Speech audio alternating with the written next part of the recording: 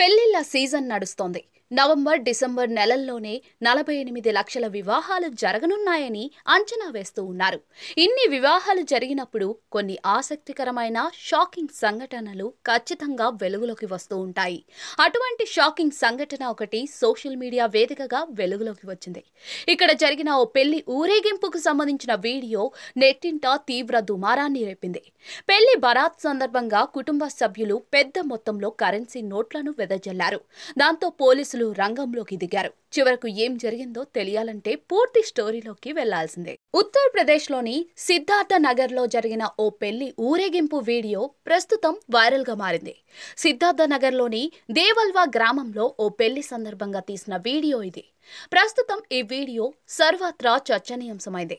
దీనికి కారణం పెళ్లి ఊరేగింపులో ఆ కుటుంబీకులు చేసిన హడావుడి.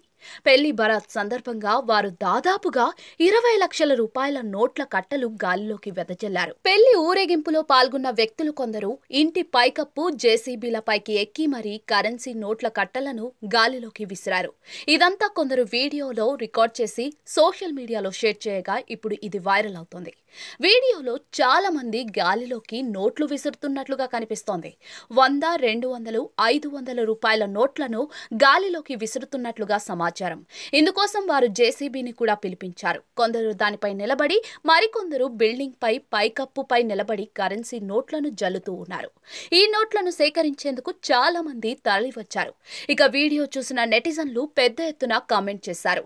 అతను అంత పెద్ద దాత అయితే కొంతమంది పేద అమ్మాయిలకు పెళ్లిళ్లు చేసి ఉండాలి, లేదంటే పేదలకు సహాయం చేయొచ్చు కదా అంటూ ఆగ్రహం వ్యక్తం చేశారు.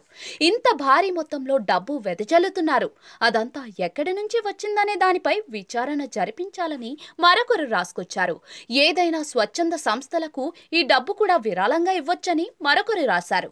ఇలాంటి వారిపై చర్యలు తీసుకోవాలని, ఇంత పెద్ద మొత్తంలో డబ్బు వెదజల్లడం సరైనది కాదంటూ మరొకరు రాసుకొచ్చారు.